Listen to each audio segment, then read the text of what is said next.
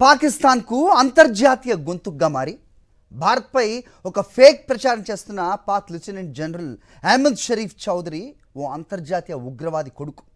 పహల్గామ్ ఉగ్రదాడి నుంచి భారత్పై పథకం ప్రకారం దాయాది దేశం తలపెట్టిన తప్పుడు ప్రచారానికి కర్త కర్మ క్రియ అన్నీ ఈ చౌదరియే.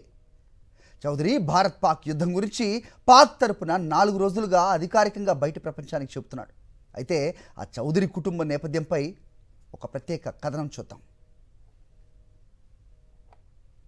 చౌదరి తండ్రి సుల్తాన్ బషీరుద్దీన్ మహమూద్ అతను ఒక అణుశాస్త్రవేత్త.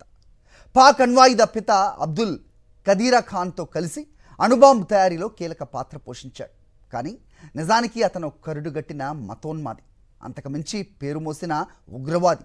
ఐరాస భద్రతా మండలి ప్రకటిత అంతర్జాతీయ ఉగ్రవాదుల జాబితాలో ఉన్నాడు.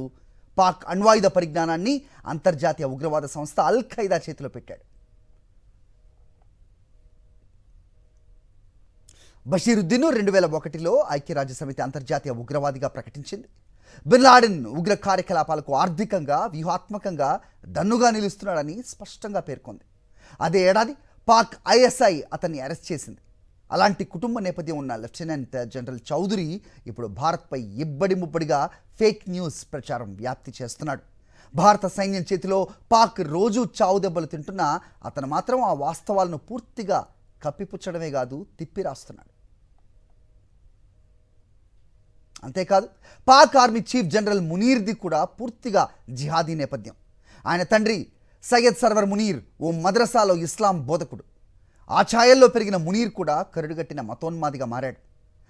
నరాన భారత వ్యతిరేకతను నింపుకున్నాడు. 2019లో జమ్మూలోని పుల్వామాలో 40 మంది సిఆర్పిఎఫ్ సిబ్బందిని పొట్టన పెట్టుకున్న ఆత్మాహుతి ఉగ్రదాడికి మునీరే వ్యూహకర్త. అలాంటి ఉగ్రవాద నేపథ్యం ఉన్నవారే పాకిస్తాన్కు అంతర్జాతీయ గొంతుగ్గా ఉన్నారంటే ఆ దేశం ఉగ్రవాదంతో ఎంతగా పెనవేసుకుంది అనేది అర్థమవుతాం.